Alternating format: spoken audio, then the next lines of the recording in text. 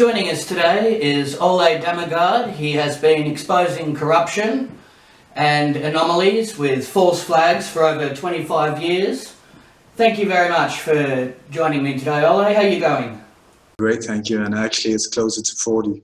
It's like, get a life is what people would say, but it's a major part of my life that I've devoted to trying to find out what is actually going on in the world.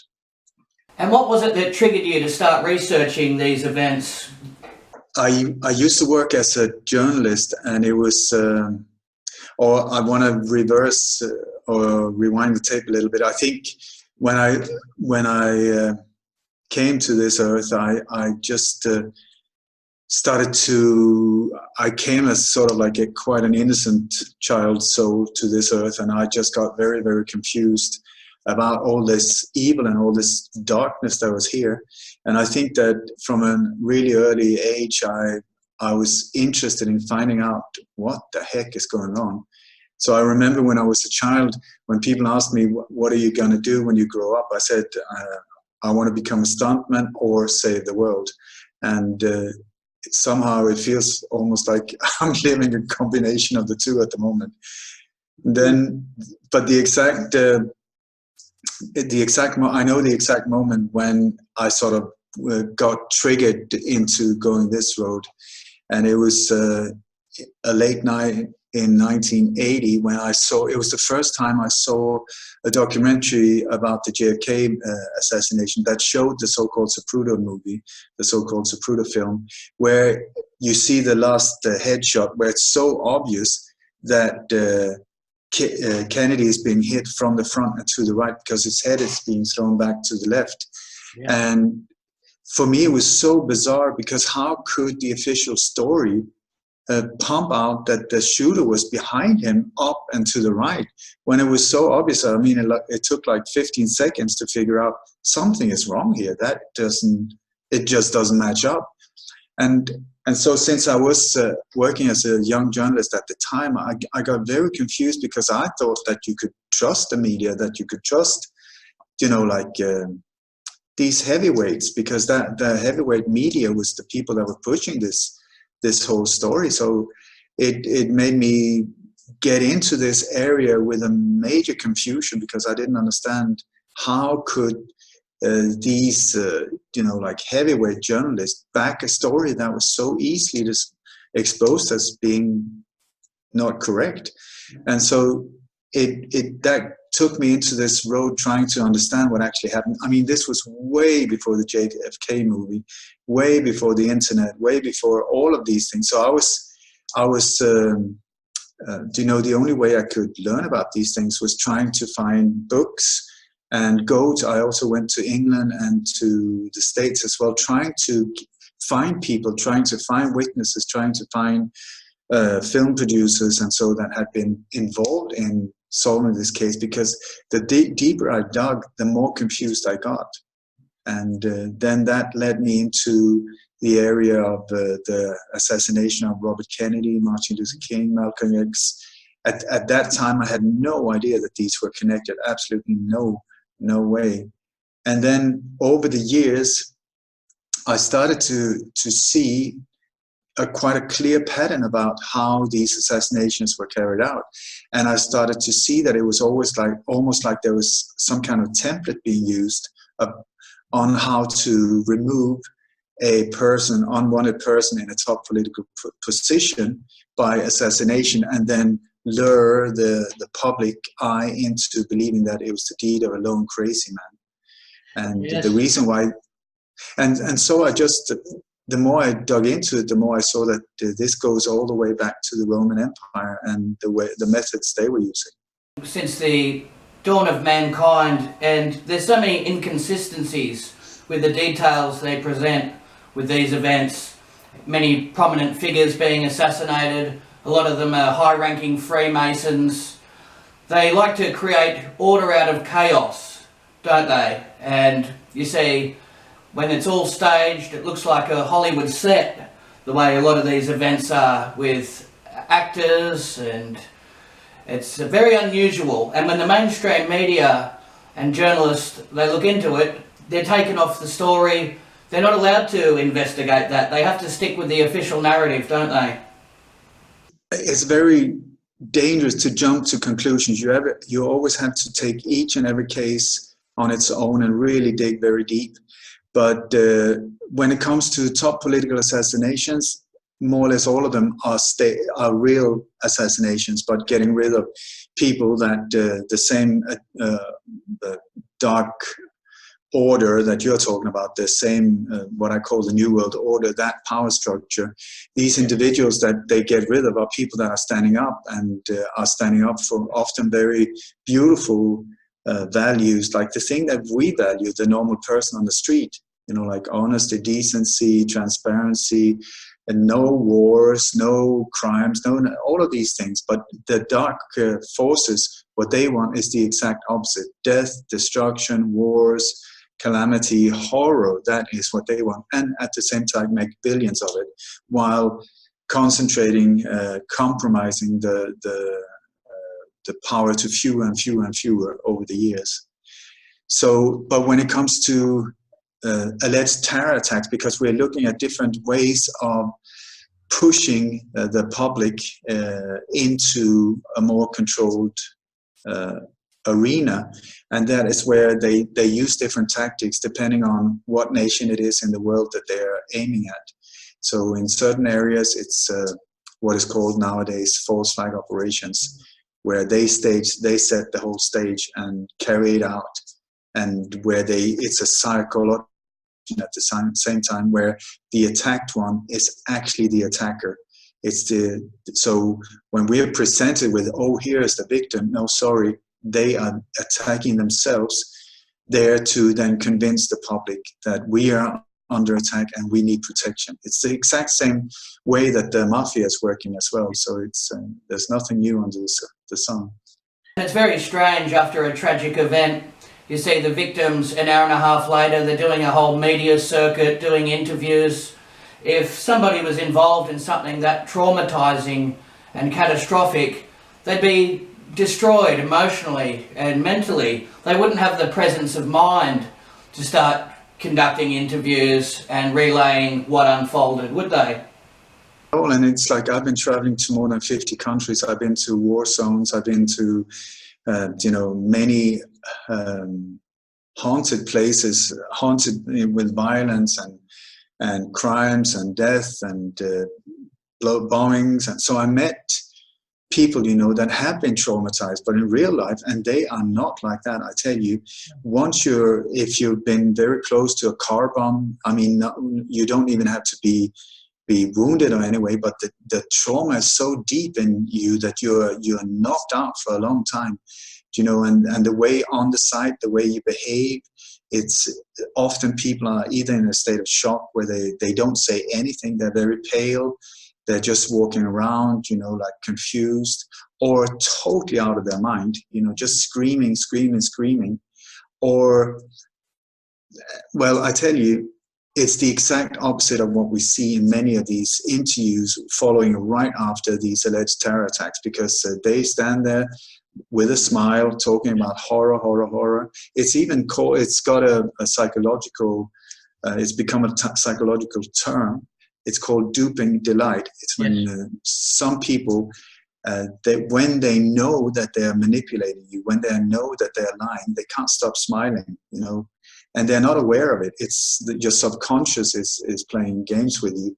So this is what we see. And many times when things goes down and it's said, okay, another bomb attack, whatever, what I do when I see these interviews, I just turn down the volume and I look at them. And often they look like they're talking about a happy picnic they had just had with some friends down the road.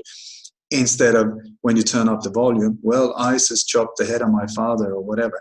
So I use what I call Farmer Brown logic. 1 + 1 = 2. There is a logic to things. There is a reason why people do it. Cui bono, like the old Romans said, who benefits, and track the money, follow the money, and you will see that it comes out. It's totally opposite than what we're being told. So you just have to. Oh, I'm going to take away the word just. It's it's a very good idea to become aware of these basic human behaviors, the basic setup of operations, the how natural things unfold, or a real terror attack, how that unfolds, and then the reactions of so-called victims, and then compare it to the things that we're being served nowadays, which is, I tell you, I'm at a point where I don't even know if there are real terrorists. The way we're being told, the real terrorists are all the time the enemy from within the state, the deep state that is attacking their own population, there to control it more and more and more and more. That is what I keep finding with, and NATO, the CIA, Mossad, backed by Saudi. It's in more or less all of these attacks are carried out, alleged attacks are carried out in countries that are even connected to either connected to NATO, or there's a secret spy license called 5 Eyes, Yes. 9 Eyes, and 14 Eyes. These are very, very important to become aware of. They were created after the Second World War, and that's where you see these hidden networks, how they combine these operations, and also through the Gladio network, which is like a ghost army that is connected to NATO, and they are the ones carrying these operations out with the backup of authorities or key people in authorities on location. So it's the same theme being played out over and over and over again. It's the same script, and what I've been able to over the last 5-6 years is to start identifying who's actually doing this. And I've started to call them the global tour of terror, where I've seen and also been able to pinpoint from time to time. It's like a theater group on tour, on global tour, just like a rock band on tour. It's more or less the same setup, with transport, with makeup, with staff, with catering, with what do you call it? Smoke bombs and explosives, pyrotechnics. Yep. You got the makeup with fake injuries. You got so-called crisis actors, controllers, bodyguards, military advisors, and marketing agencies that are there on tour. They're being transported in big military planes, C-130s. There's a newer version now.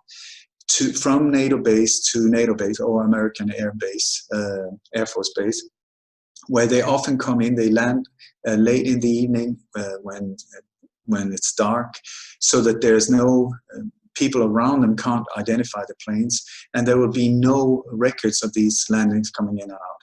And then they're transported in buses to location where a drill is being prepared. The drill is there to get all of us, the normal people, out of the way. They have to go out publicly, announce these drills for our protection, so that they can say the reason why these different vehicles are coming here and all these weird people and whatever is because it's a drill for your protection. So you just bugger off and leave it to us. So they get permission to close off. Often it's very constricted areas, where when you go, when you look at in media, for instance, you see, oh my God, Charlie Hebdo, boom, a bomb, a mass shooting, and it looks like it's in a massive open place. But once you go there, which I try to do all the time, go on location and see for myself, it's very often, a narrow little street behind some major building. So there's no view from the outside. So they're able to then set up this drill, and the drill is there to get vehicles in positions, explosives, smoke bombs, you name it. Also to rehearse the whole thing with the crisis actors, directors.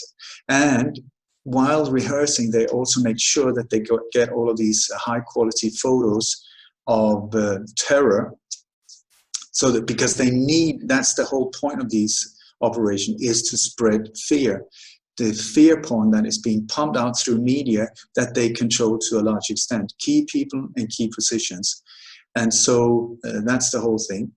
And often also you will have the videos that is then being spread as the next day it will be like live from the site, but you can often see that what is being broadcasted as live it's like sometimes check out the skies in the background, the angles of the shadows on the ground. You will see that sometimes they cut from one camera to the other, and the skies have just suddenly whoop jumped. It's not there anymore. And this is where they mix photo from the drill to what is called live. And this is also why you will see that there's never ever a terror attack on a rainy day. It's always sunny. And why is that? Because they need to be able to have as few clouds on the sky as possible, because that is a giveaway. And also, you cannot have like the rehearsal being done on a rainy day and then the alleged attack on a sunny day, because the difference would be too big. So they choose clear blue sky or very little clouds. You will see that. And there's never ever two attacks on the same day, because they're occupied in one location and then they will go to the next. And so also the buses are being used, and the vehicles, the grip trucks are being used to set the whole stage and block off streets and so on, to keep us out of the way. And then that's how it's done. And then it's just like when Pink Floyd is on tour, they will go to Frankfurt, then they will be in London, then they will be in Amsterdam, then they will be in Melbourne, then they will be in New York. It's the same setup. It's the same group of people involved, and they just go on tour. Boom, boom, boom, boom, boom, boom, boom. Same script, same thing. And often they use the exact same area, because they control the people in the police and the the judges and so on in that area, because they need to be able to control the investigation as well, because the investigation is part of the crime. And if there's any kind of commissions following that, they will be part of that crime as well. So for instance, in Melbourne, I don't know where you are. Are you in Sydney, Melbourne? Melbourne. Where are you? Sorry. Melbourne, that's correct, yeah. Because any attack in Melbourne will happen right nearby Flint train station. Exactly. It's exactly the same place, the exact same police district, the exact same people involved, the exact everything there, because they control that area. They don't have to go out, in Queensland or whatever, where they have to reset the whole thing. They just redo it. It's like a replay, just another of the same, of the same, of the same, of the same, and then of the same. So in Australia, they would only happen in Melbourne or Sydney. These, as far as I know, these are the only two places, but mostly Melbourne, where they just keep, in Florida, you have around Fort Lauderdale and Orlando. These are the two places. In Texas, it's Dallas and Austin. In Sweden, it's always Stockholm, or they have a lot in Malmö in the street. And also there's a city in Sweden called Trollhättan, where there's a lot of immigrants. They love that place as well. So it's just like they just go boom, boom, boom, boom.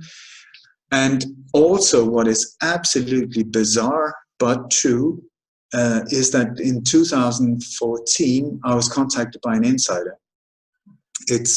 Jeff, at this time, I've done between 500 and 1,000 international interviews, and this has made me get into a position where people, whistleblowers and people from the inside, people from the government, military, police, whatever, they contact me because many of them are miserable. They are feeling awful being caught in a system that is not what they signed up for. The many police officers, they signed up for believing that they were doing good.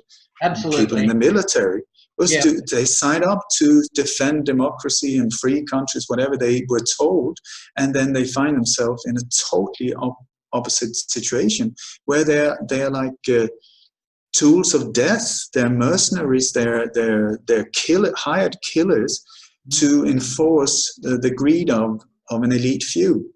So they feel awful. And they contact people like myself when they see, oh my God, here's finally someone who's trying to make a difference.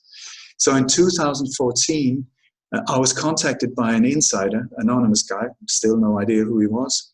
And he told me that you're doing great, but you miss out on the clues. And I was like, what? He said, you're missing out on the clues. They always leave clues in the forensic evidence after each and every one of these operations. I was like, why on earth would they do something that stupid? And he said, it is a matter of the law of karma. That is his words, not mine.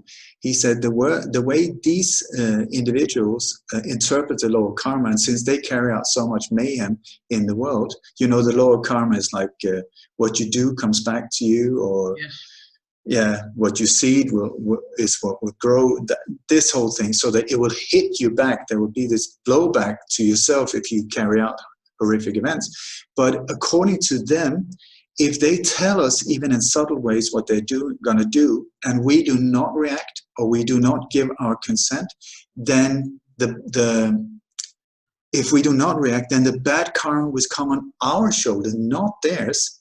And then in addition, he said, if they show us and we do not react, and they then manage to pull it off, it even adds good karma on their shoulders. I'm like, what? Excellent breakdown. That's why we see a lot of predictive programming in the movies and the television shows, and as well in cartoons, because they like to teach the young ones about it. They give away part of the plan so people are aware of it.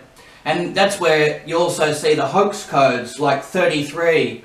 There was 33 victims. They always use that as well. Different telltale signs that it's an orchestrated event, isn't it? So much once you start becoming aware of this, because it was after 2014 when because I couldn't believe it when he said it, so I thought, oh, he's just a tinfoil weirdo. But the more I started seeing it, so in the beginning of 2015, that was the first time that I started to find these signs, and it was also the first time when I started to predict. I stuck my head out there, really, risking to look like an absolute idiot. And I predicted an attack in Copenhagen, in central Copenhagen. I found things that was pointing towards a train station there in central Copenhagen. And I said, it's going to go down on the 14th of January. That was what the signs were saying. And I went out on some big shows in the US and other places. It turned out absolutely nothing happened. Also because I was asking in Denmark, are there any drills being planned around that date in that area? Turned out to be on the 14th of January. So I went out and I say, please be aware, this might go down tonight. And nothing happened. Absolutely nothing happened. So I thought, oh my God, I made a mistake, but at least I tried. But then 1 month later, on the hour, boom, the exact same location, and it was also on Valentine's Day. They have, just like you say, these numbers. They always also love the dates. And these holidays that we see as something beautiful, very often is connected to an occult agenda with very, very dark and sinister motives that has nothing to do with what we're being told, like Valentine's, like Poppy's Day, Veterans Day, all these type of different dates. And also included in this are a lot of the heavyweight numerology that they love for some bizarre reason. So just like you said, the number 33 keeps popping up, or 9/11, 7/11, 7/7, and 13. They love 13 as well, or 11. There were 11 victims and 2 dead. So that makes 13. Or there were 20. They keep adding them up. So the dates, very often the dates will be on the 22nd of a month. So many of them are on the 22nd.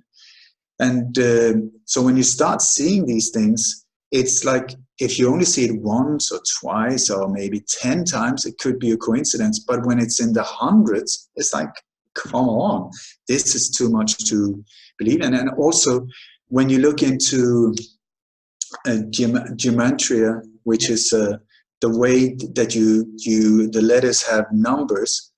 For instance, when you see, I would say, at least 80% of the names of alleged victims, when you add it up, put the numbers together, it will end up on 33.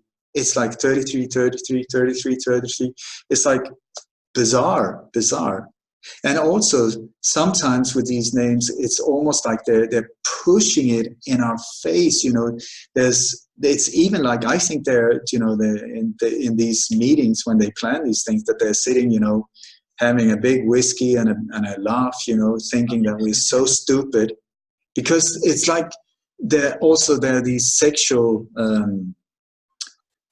pointers in these. Do you know? There's a lot of cocks. You know, dick cocks. I mean, like if your second name was Cox, Cox, or whatever you want to spell it, would you name your son Dick, Richard, so that he would be called Dick Cox? I mean, I don't think so. How cruel would that be? Well, we have a lot of these Cox: Joe Cox, Cassandra Dix, Raymond Cockburn. There was one in London. His name was Hugh Dickinson. Dickinson. And any dick on ass. I mean, really, any dick on ass. Is that really a surname? Dick on ass. And it just, and you got like bent over. There are all of these things. And once you start looking at them, and sometimes you have to read them out loud, and you'll see, oh my God, there's another one. Are you kidding me? Anyway, so after I started to see that they're actually doing this whole thing, from that point on, which was like 2015, February or something like that, I totally focused on finding the clues for the next upcoming one. And up to date, I found 19 confirmed ones, which I predicted up to 2 months before they happened. So you can go in on my website, lightonconspiracies.com, see my newsletter that goes back to 2012 or 13 or something like that. And then you can see when I predicted it, boom, when it happened. When I predicted it, boom, when it happened. When I predicted it, and boom, when it happened. So for instance... Right on the money, haven't you? It's not because I got a crystal ball. It's just that I once I started knowing that these clues were there, I've just spent thousands and thousands of hours. I'm a super geek, I tell you, looking for the clues. Where are they? Where are they? And most of the time, it's pumped into one photo with a lot of information in that photo. Or sometimes they make it like a hunt that you have to go. Like a treasure hunt, almost like zigzagging, but you will come. Sometimes there's signs saying follow diversion. You know, they even tell you, then you know that it's one of these, you have to do this. And so, for instance, do you remember the guy doing donuts in Melbourne around? Yes, absolutely. I was at the court case of that and following what was going on there. Yeah, 33 victims again. That's the hoax code came into play. There was no video footage of any car going down Burke Street. Yeah, there was... what was his name? James Gargasolas. It's almost Gargasolas. Gargasola. It's like they have these... It's like a joke.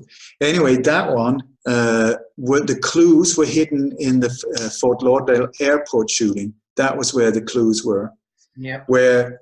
And the clues, and that, it was so bizarre because there was the clues from that one, the Fort Lauderdale, was, let me see, it was the Las Vegas mass shooting. In that one, it was pointing towards the Fort Lauderdale. So I predicted that 1 month before it happened. Then in Fort Lauderdale, at the airport, that was the second time they had an alleged shooting there.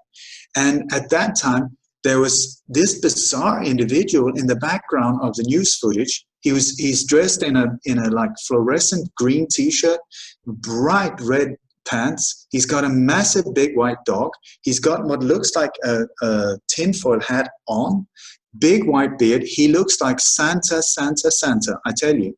And in many of these operations, Santa is actually, it goes for Satan. Yes. They love these pushing, Satan and Christ. They love these two ones.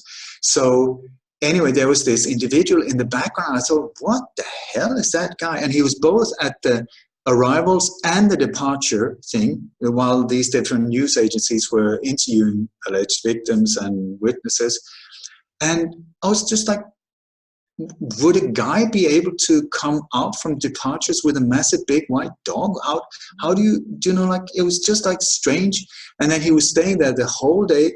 And in the end, I found interviews with him where he was talking about this whole thing. And do you know what his name is? What's that?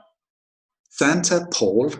Yeah, they're making a From mockery of it, aren't they? from do you know where he is from? From Nome in Alaska. I mean, the only thing missing was the reindeers, That's and right. it's and so and I found him afterwards. He's a real guy. He's won the best Santa in the world competition, and he's been traveling around the world doing weird stuff.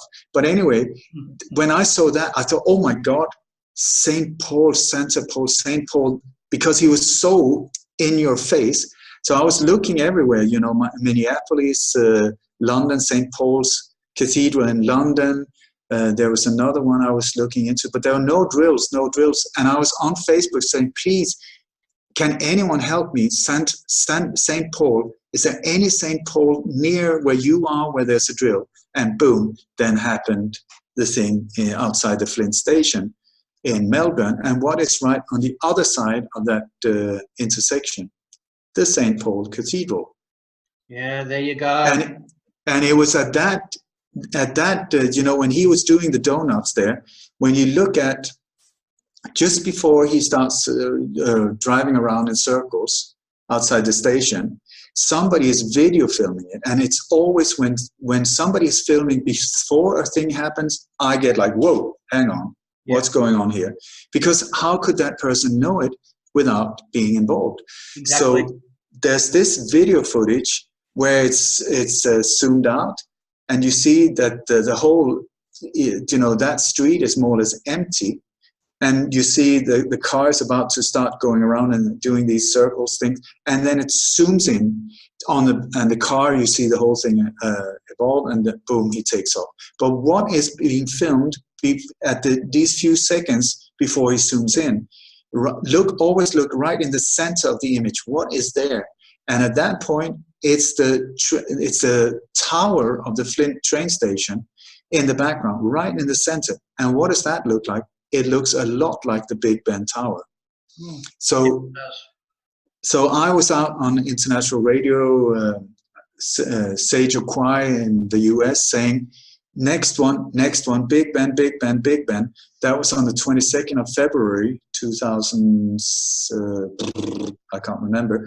And then 1 month later, exactly 1 month later, I think on the 22nd of March, this thing happened in London, 2017, the alleged car attack right outside Big Ben. So this is part of how they're doing it.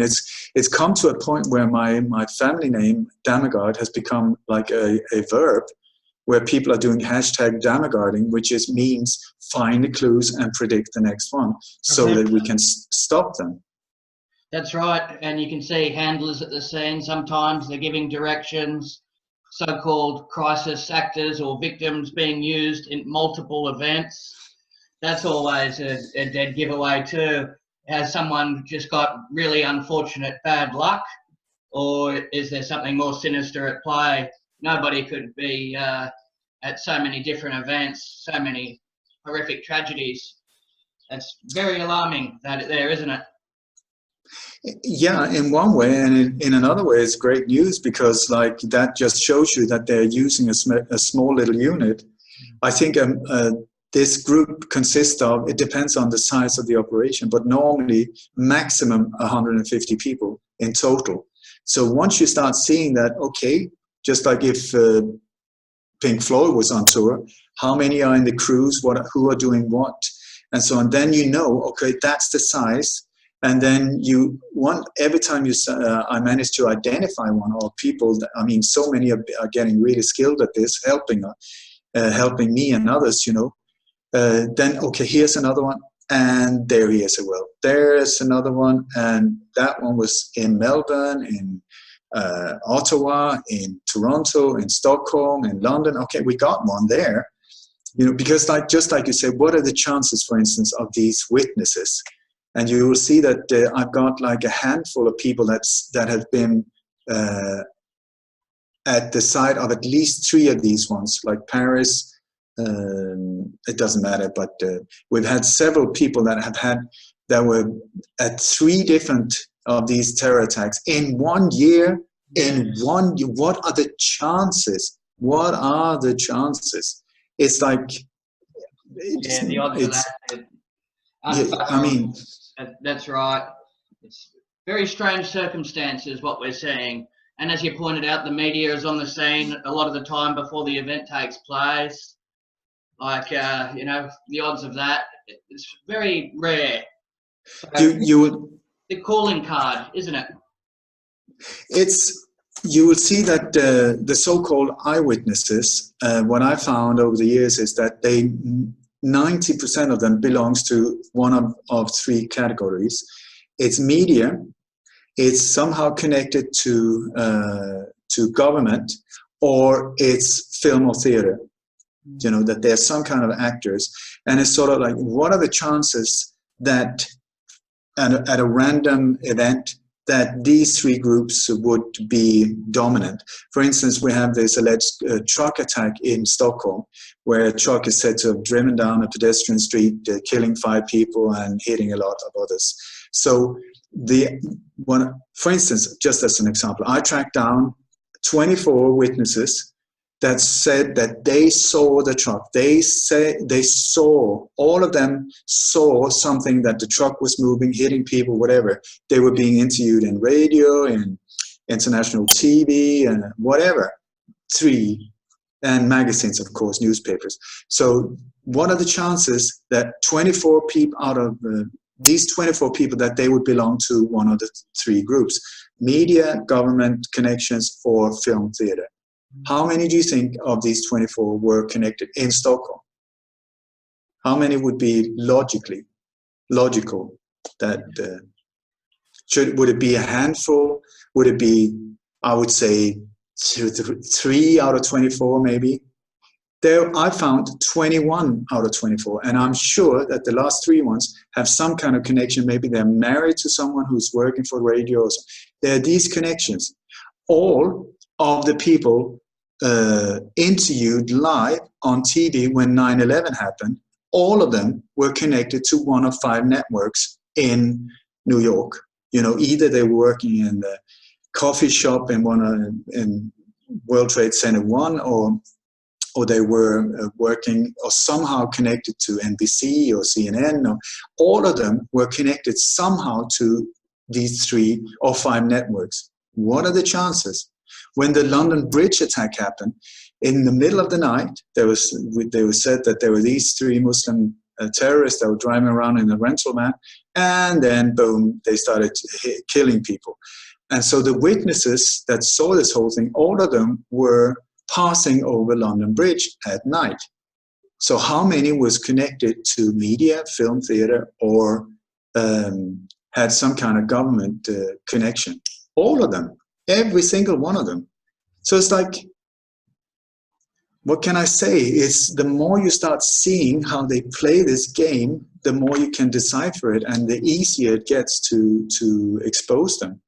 That's right. They're all linked in, very much so. And what we're seeing now is people getting in trouble for using critical thinking and trying to analyze the footage. They say you're basically denying that a well-documented event took place. And that's putting up a roadblock for any independent research and investigations, isn't it? Do you know the word conspiracy theorist or conspiracy theory? That is not just a word taken out of thin air. That is a word that was constructed and created by the CIA in the years after following the JFK assassination. And it's there as a weaponized wording to stop and ridicule people like you and me. Anyone that would just like saying, but listen, it doesn't make sense. I don't get it. How? I mean, when you start asking a question like that, the way that they use these words is, as soon as you add theory, there's a doubt. As soon as you add theorist, there's a doubt, and then you can ridicule and get rid of that individual. Yeah. Instead of, and that is what they keep using. I mean, they've got different sets of weapons used against us, like conspiracy theorists, because nowadays it's been so pumped into our subconscious that if I say conspiracy, most people's mind will say theory behind it. It will just connect the two of them. They're totally connected. But that is done by design. Then you have another one. If if they can't stop you with anything else, they will hit you with a Holocaust denier. And I'm not a Holocaust denier. I'm a Holocaust investigator or questioning the official story, because that is absolutely not even possible.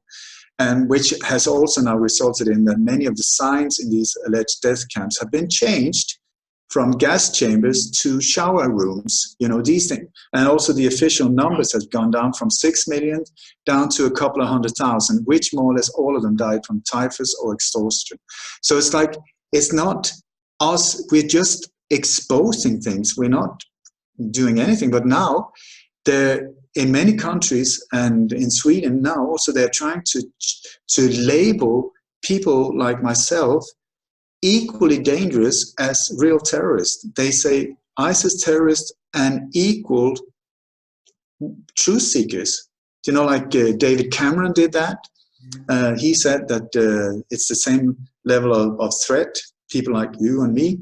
And also now they're trying in Sweden to make it in law, in legal terms, a possibility to shut down people like myself. And what I'm being accused of everywhere, YouTube is doing it on a regular basis, is hate speech or bullying. I don't even step on ants. I don't kick dogs. I try to be decent and loving to the people around me. Where does this hate speech come from? But that is what they slam us with. And I just love it, because it gets so absurd that then normal people that normally are not aware of these things, they see for themselves, it's like, how is that possible? That's just ridiculous. And that is then an awakening sort of moment for many people, that this is just weird. And that then sort of triggers a desire to understand more. What can we do to overcome the tyrannical censorship that's being forced upon us? What would be your strategies? My strategy is just continue and also focus very much on my intention. What is my intention? Do I want to lynch the bad boys? Do I want to see them dead or strangled or tortured or whatever? I do not. What I do is I focus on balance, harmony, what I want to see in the future, and also to just transcend this whole thing in a non-violent way. Their tool against us is force, brutal force, fear, intimidation. It's mafia methods. Yeah. So if we buy into fear, they win. If we spread fear by the information that we share, they win. We add to their agenda.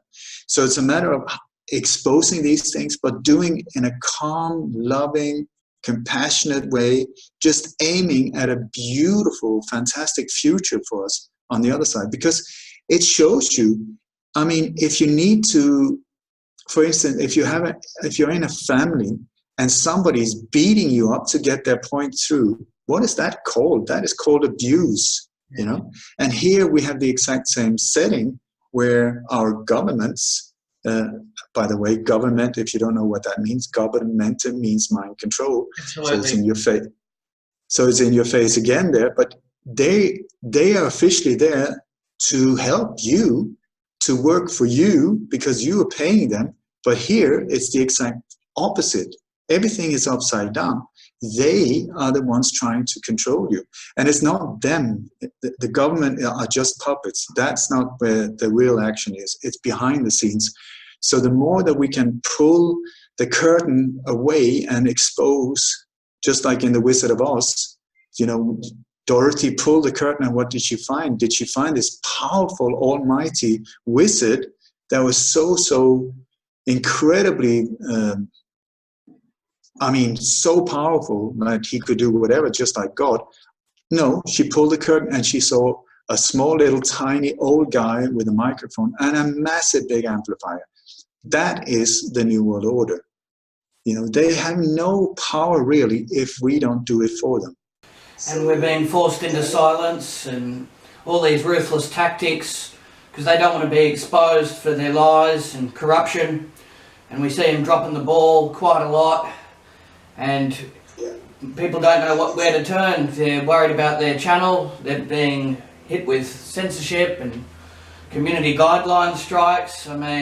it makes people reluctant to speak the truth anymore because they're worried about the repercussions, and that's exactly what they want, don't they?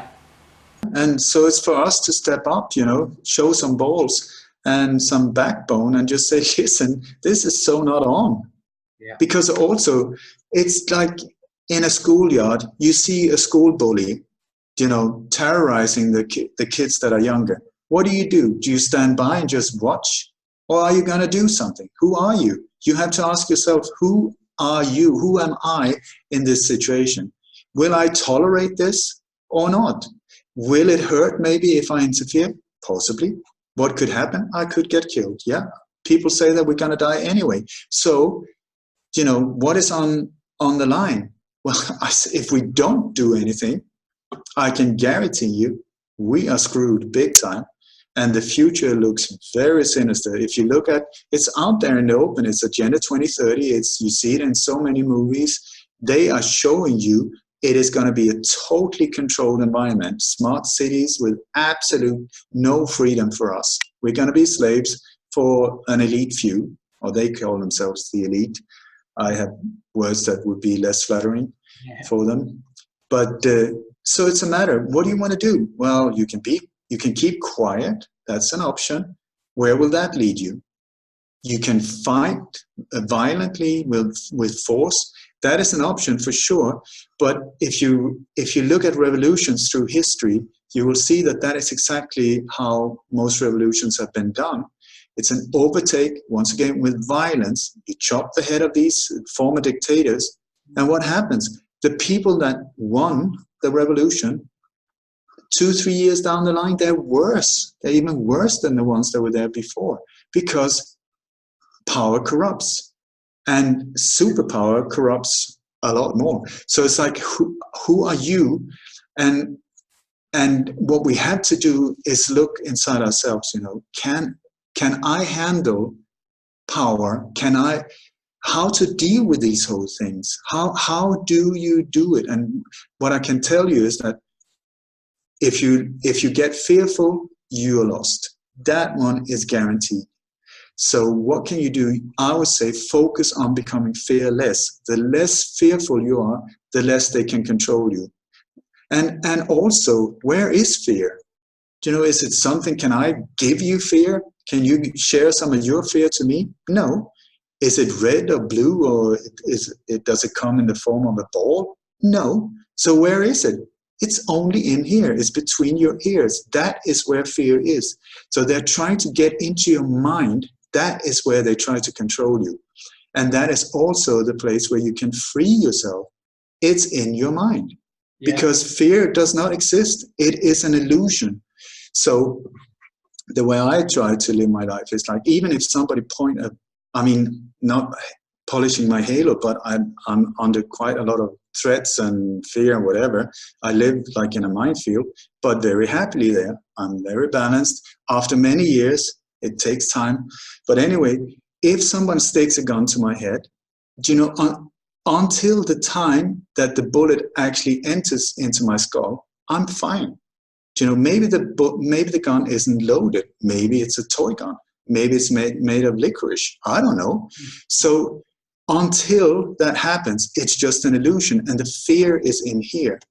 So focus on peace, focus on fearlessness, and also to stand up in what is true.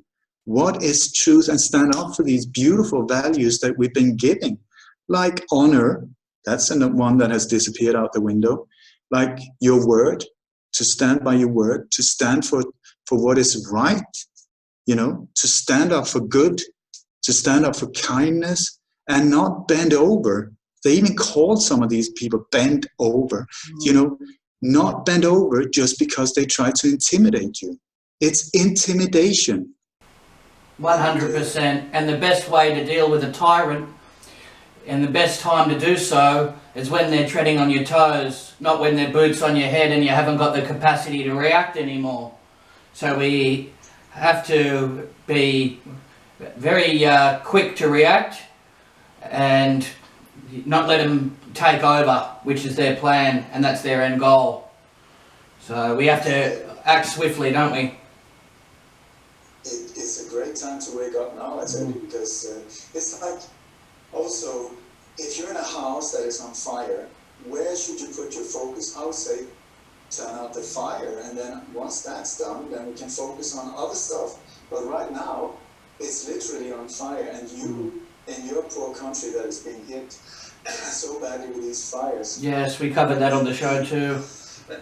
These are not natural fires, I can tell you that. No way in the world. We've exposed that. It's all done by geoengineering, the chemtrailing.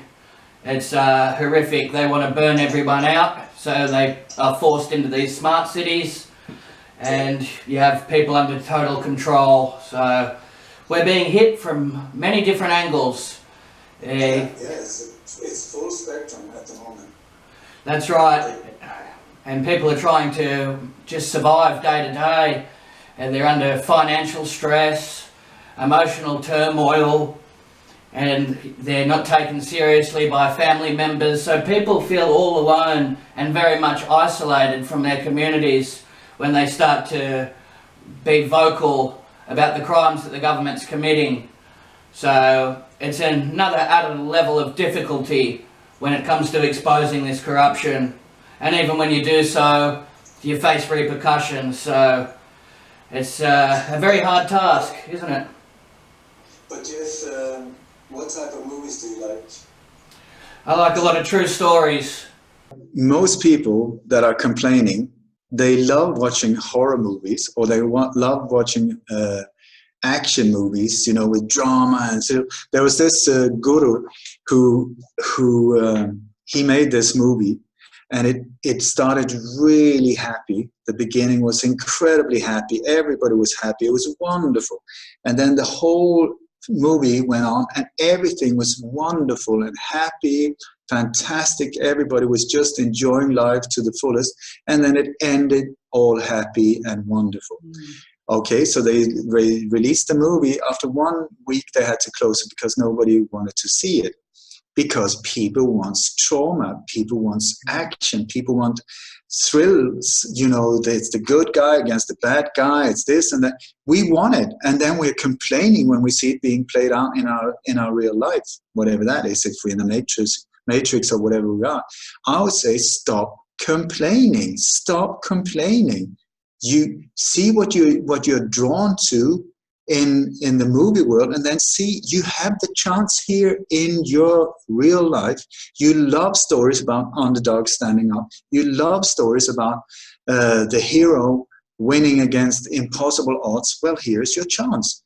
And who has said that it's easy? No one. Is it difficult? Hell yeah. Is it scary? Hell yeah. Is it necessary? Hell yeah. You know, so stop whining, I would say.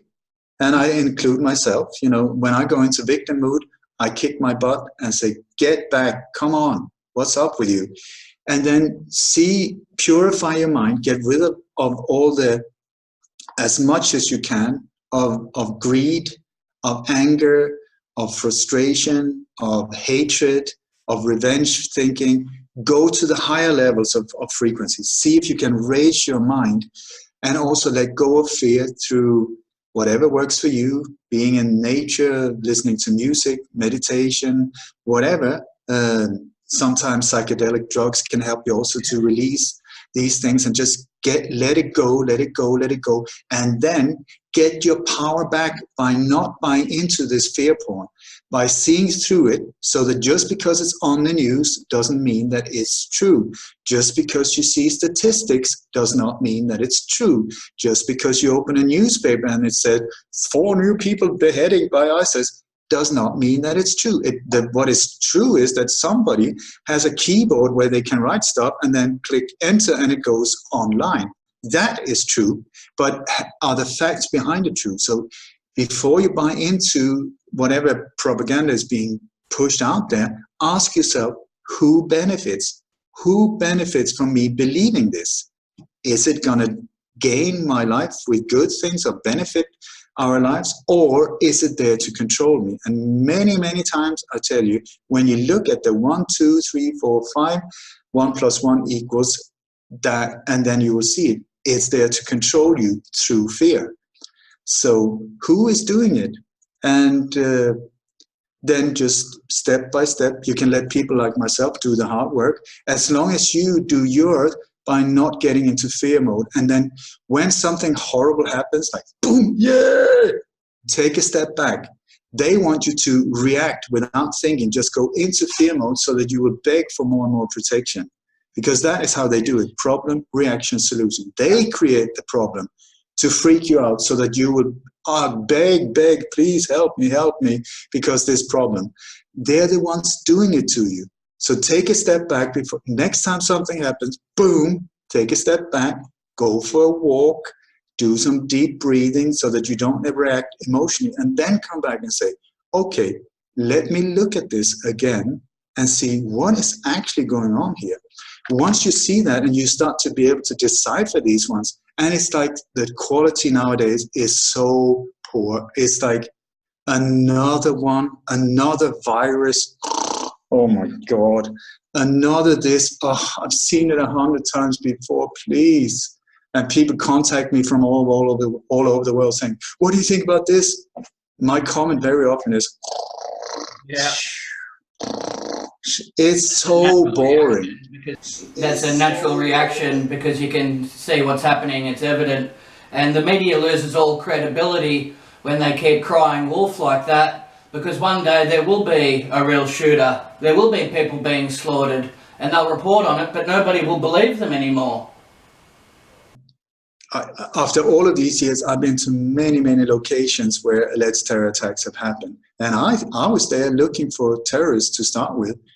I'm at a point where I don't even know if terror and terrorism really exist. It's a creation by Israel. I mean, it's Mossad operations where I mean, their motto is war by deception.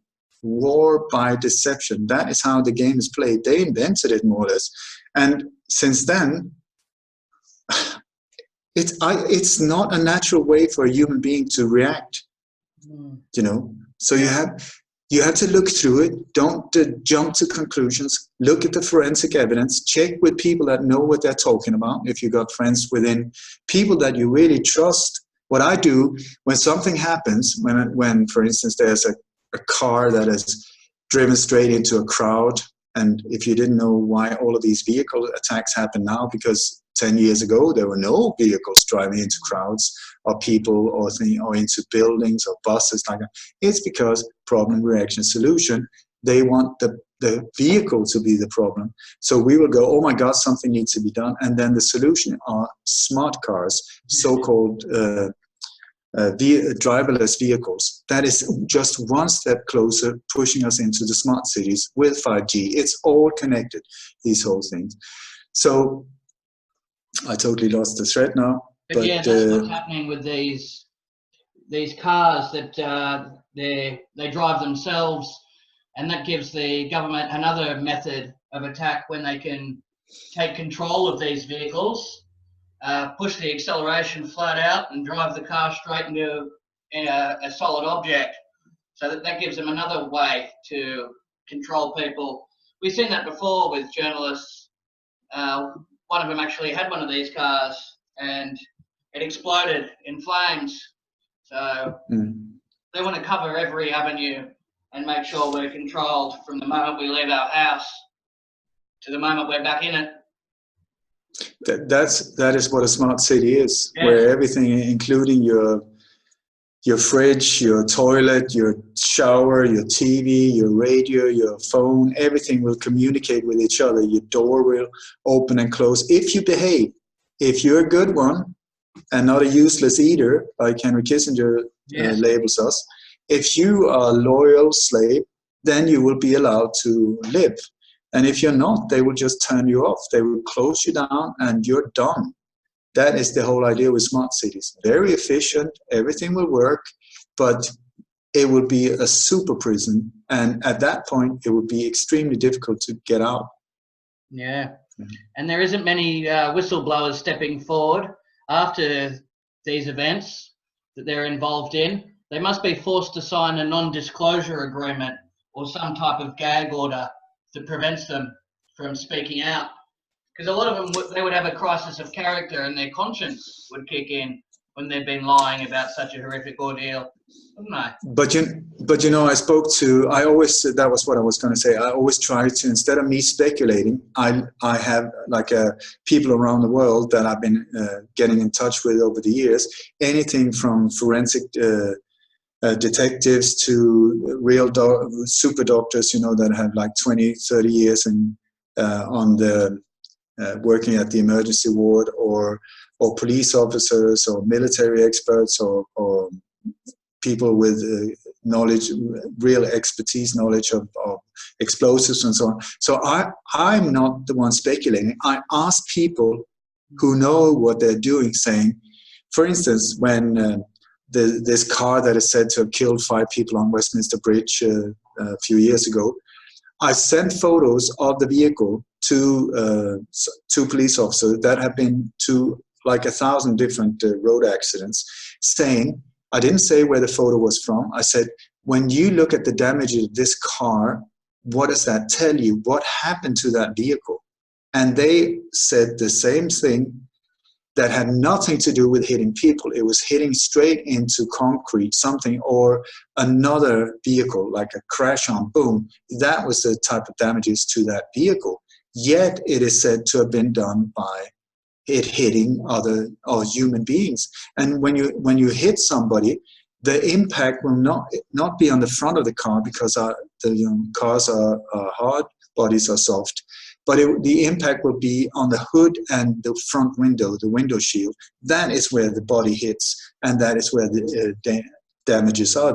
But here we see a totally different one, where the whole front of the car is smashed in like that. So it doesn't match up. The same with torn bodies. I have this doctor, I send the photos there, and she sent me back. There was this young girl that is said to have been ripped apart by this truck in Stockholm. She sent me back the photo saying, why are you asking me about these photos? I said, because this girl was hit by a truck. She said, absolutely not. It's not even a human body. I said, what? She said, a torn body like that, torn in several pieces, would have what is called a total bleed out. And this individual, she was like 11 years old. There would be around 5 liters of fluid, blood, lymph fluid, and so on. It would look like a slaughterhouse, you know, and there was not a drop of blood anywhere, even though the body was torn apart. And also, she said, if you look at where the body has been ripped apart, it's latex, it is rubber. So she was like, why are you even asking me? It's not even a real body. That type of evidence I love, because then I don't have to speculate. I can just refer to someone who knows what they're talking about, saying, look again. And this is what I do. I go on a lot of tours, and I do very detailed presentations where I say, look there, look there, look there, and look there. And then it's up to people to judge for themselves. And I tell you, I more or less 100% of the times that I've been out, people have been gobsmacked, you know, it's just like, because it's just when you start seeing it, it's so obvious. And then I add a lot of humor as well, because once you add humor, it's easier for people to take it, you know, because it's so brutal, this type of truth, for someone who has not been aware of it before. But it comes out in forms that is just like ridiculous. I mean, just like you said before, shot 5 times with like an AK or some kind of machine gun, and then 18 minutes later they're standing at a press conference saying, you know, this and that. I mean, come on. Exactly. It's so... And sometimes there's no expelled cartridges coming out of the firearm too. I know, but the whole thing is a joke. It is a joke. It's an illusion. That's the whole thing. And when I remember one time I was doing a presentation about false flag operations, because what I've been trying to do is show the ingredients, just like a recipe, you know, like for a fancy food dessert or whatever. You need these ingredients, boom, boom, boom, boom, boom, boom, boom, to get exactly that result. And it's the exact same thing with this alleged terror, with these attacks. So one of the things is I've been trying to show, you know, step by step by step by step by step, how they do it. And I've done one presentation that I'm quite proud of. It's called Terror. Are you kidding me? It's, you can find it on YouTube. It's one of the few that I haven't shut down. Right. And in it, I just go step by step by step by step. And then people start seeing for themselves. And sometimes it just becomes really funny. So people are laughing their butt off. And then you get to them. Once they start seeing for themselves, it's just like, oh my God. And from that point on, boom, their eyes are sort of open and they start seeing. It's like the fog is lifting and suddenly, whoa, I start to see clearly. And this is 2020. You know what they say about 2020 vision, perfect vision. This is the year for us to really see. That's right. And it's a very cruel awakening for some when they start to connect the dots and they see how the game is being played. It's very deceptive, isn't it? It is, and that's why we need to be gentle with each other. You know, it's the same like if somebody came in the middle of the night and just started shaking you, wake up, wake up, wake up. You have to wake up. Everything is awful. Everything you believe in is a lie. Everything is going down. Hey, you know, I mean, imagine like that 3 o'clock in the morning. You're like, what? And people, when you start seeing people that sort of awake, I think it's a weird expression. I don't like it because I know for sure that I'm so aware of a lot, but in certain areas I become more aware of what's going on. So this awake thing, it's just like, boom, now I know it all. I think that's not correct. But anyway, when people start becoming aware of these things, many go into very similar reactions to like when somebody has died, you know, denial, anger, frustration, tears, depression. It's like a roller coaster. And also we all, I think most of us think that, oh my God, I'm seeing this. I need to share it with everyone. And they, especially close friends and family, and you start pumping this kind of information, you know, down their throat. And I tell you, they will look upon you like you were some kind of Jehovah's Witnesses or a mental, I mean, they will see like, what the hell happened to Jeff? I mean, he used to be this cool guy and now suddenly he's like all weird and he's saying things that is very strange and he's got this very intense eyes. I'm not talking about you, I'm talking about all of us in the beginning. You know, like this type of thing, just like the sign, if you meet somebody from the Scientologist or whatever, they're so focused, like almost fanatic. So I often say to people, if you have this experience that when you walk down the street and you see friends, suddenly they move over to the other pavement on the other side of the road, something is going on here. When your best friend is having problems with you, your relationship is not working, it's because you have changed and you are starting to push this on them and they do not want it. They do not want it yet. And their task is, you know, in your illusion is that they love you the way you were. Now there's this other aspect of you that is very scary and frightening and also challenging their way of seeing the world. Many of them have been standing up defending it, you know, for years through politics and social you know, this, we will do this. And then you suddenly say, well, the whole system is rigged. So all you did for all of these years meant nothing. You know, these times it's like a slap in the face. So you have to be gentle with each other and listen to my advice. I say this, many years of experience, and I just don't know how many people I've seen do the same mistake. Avoid close friends, avoid spouses, avoid family. Find like-minded where you can get the steam off your chest, you know, blow it out. And with somebody that knows what you're talking about. And then with the people you care about, be gentle with them. Knock on the door, don't kick it in. Imagine if they were trying to do that. I mean, when you hear the doorbell, you open the door and there's Jehovah's Witnesses. What is the first reaction? Oh my God, close the door. And that is exactly what they're doing with you. That's right. So be gentle, knock on the door. They encounter resistance. People become very hostile. A lot of bridges have been burnt, especially around a lot of special occasions and festive seasons. You know, they'll have a couple of drinks and then they'll let loose about what they've exposed. And they don't get the desired reaction.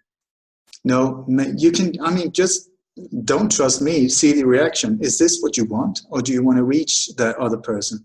So knock gently on the door, just throw out a little, little thing, a little seed or whatever. See, did they react to it in a positive way or not? If the door is still closed, don't push it. There will come a time, because as far as I know, this is a mandatory course. There's no way of avoiding it. So it's just a matter of, do you want to do it now, or do you want to do it when things are really down the drain? So be gentle, and then slowly, just the way you would like to be treated in the middle of the night if somebody was telling you something that would really turn your world upside down. And then live by example. Show the rest of the world that you can deal with this type of information without spreading it like fear porn and adding it to this toxic waste that we're being buried in. Show that you can stand in balance and deal with this in a harmonious, loving way. Absolute fearless. Be the one taking the first steps, not in a violent way, but do not back down. Speak out, and also do everything you can to help. Look, selfless service. Don't wait for things to be repaid, or do things because you're going to be the good guy and you will show off. Do selfless things, and just wherever you are, the world around you is full of opportunities to do good. Be good, do good. That is not a weak thing. That is super cool, And then boost the area around you. Boost your community, your neighbors, the garden, the animals around you, whatever. Treat them with respect and make the whole thing become blossoming green and, like this, instead of spreading this toxic waste that I mentioned before, because you will see things die around you, including relationships, and many times you will see so-called conspiracy researchers. You come home to them, their house looks like a dump. There's garbage everywhere. They're alone. They're often bitter, and that is not a way of living as an example. So become inspiring to be around, be fun to be around, and at the same time, courage. I mean, life rewards courage, and it's people get inspired by seeing other people with courage that stands up for what is good.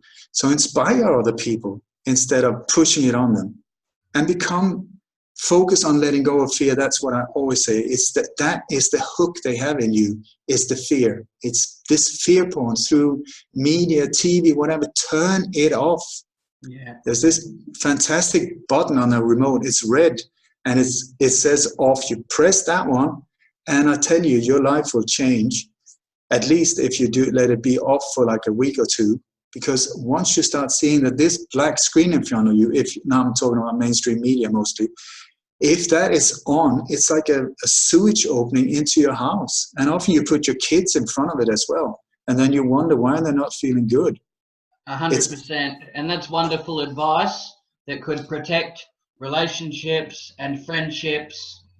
And it's a very honorable approach to life, to conduct yourself in a positive manner and put out good vibes to the universe, and try not to be forceful, and be really tactful with the way you present information, especially when it comes as a shock to a lot of people. So that's really a wise strategy to take on board. Have you got any locations in mind that could be the next stage for a potential disaster or event? No, I've taken a week or so off around Christmas. I was doing some other stuff, and at this point, I do not. I don't know, but I do know where some very positive things could happen, and that could be in the life of you, whoever you are, who's listening.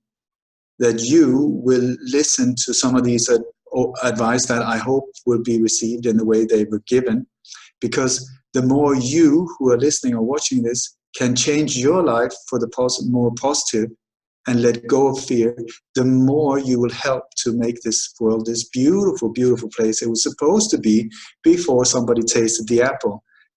It's the apple, it's the greed, it's the ego that has just boom, we've let the ego take over the reins, and the mind should not be the ones making the decision. It's the heart. And they say that the longest journey in this life is from the brain to the heart. That is the road that should be traveled. Yeah. And this is also where the battle should be carried out. So don't focus on them.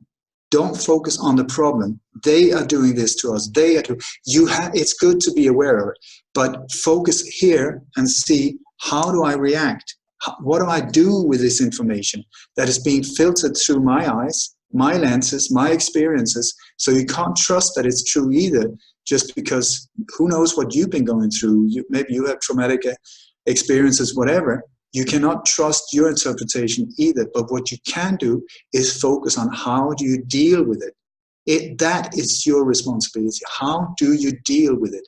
How do you deal with attacks?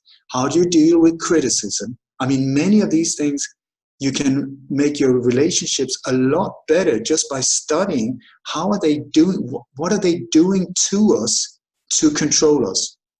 And then the more you let yourself free of that control, the more you can also take that into your personal relationships and see how you will not be controlled or pushed down or being a victim in different circumstances, because you can free yourself.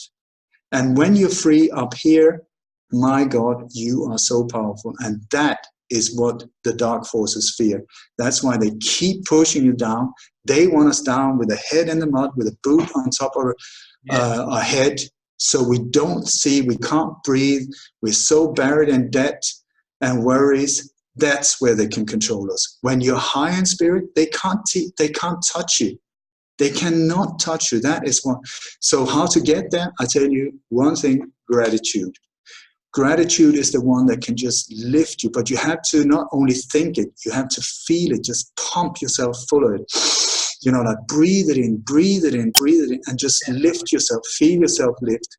And it's so easy to be grateful, like instead of seeing, oh, that's wrong, that's bad, that's horrible, see, what have I got in my life to be grateful for? I've got 2 legs. Well, okay, maybe some of you only have 1, or at least you got 1.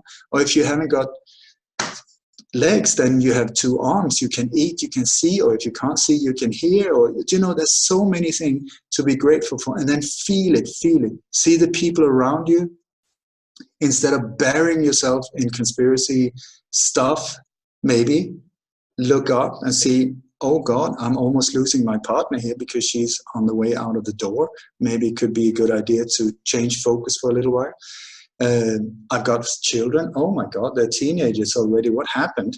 Maybe we should start eating together at night, instead of everybody sitting in front of their screen, being in their own little world, falling apart. The family is falling apart. Divorces are coming. Who benefits from that? That they benefit. The hidden agenda benefits. They want to destroy families.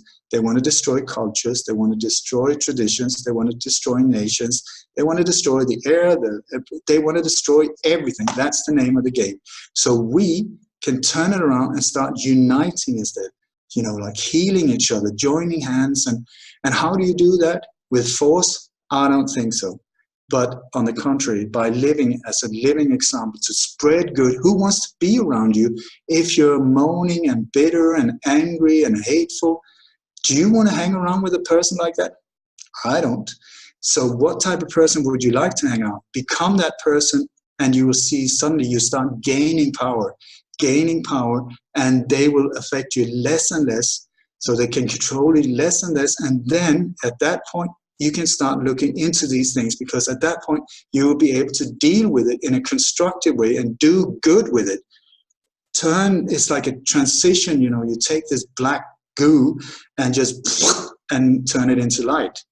That is also why my website is called Light on Conspiracies. Aim the light into the darkest of the dark areas in the belly of the beast, with no intention of harming, but to transcending. Because it is just like when you go into a dark room, when you switch on the light, the darkness is not fighting. The shadows are not sort of like, I'm not leaving. They disappear. Boom, they get annulled by the light. And it's exactly the same here. Switch on the light and the darkness will disappear. Well, you've provided a wealth of information for the viewers, and an honourable way for them to live their life. I'm sure people will be very grateful for all the wisdom that you've shared with us today. I want to thank you very much for appearing on the program, and continued success with all that you're doing. Links will be in the description to all your marvellous work. Thank you very much. Thank you. I would very much like to end with just a little prayer. No, I'm not religious, but there's this prayer that I really love. And if you want to help me, then make yourself proud of yourself. That would make me really happy and proud of you. So here's the one. It goes like this. May the entire universe be filled with peace and joy, love and light. May everyone, and especially the ones who hurt us, be filled with peace and joy, love and light. May the light of truth overcome all darkness, so victory to that light. That's beautiful. And I hope people write that down and recite that back to themselves. Very positive. Once again, thank you very much. That's a terrific presentation, and people will benefit greatly, I'm sure. And thank you, Jeff, for creating this platform so this type of information can be spread. And if anyone wants to support what I'm doing, I'm a one-man band with a tiny little team around me. You know, there are donation buttons there, these things, because I'm being stopped and they try to destroy me everywhere. So it's greatly appreciated. Donations, my newsletter, I'm on Patreon, I'm on Facebook, I'm on Twitter, I'm everywhere trying to spread this information. So there you go. I hope people give generously. Well, that does it for another episode of the We Are Change talk show. Be sure to like, share and subscribe, and be the change that you would like to see in this world.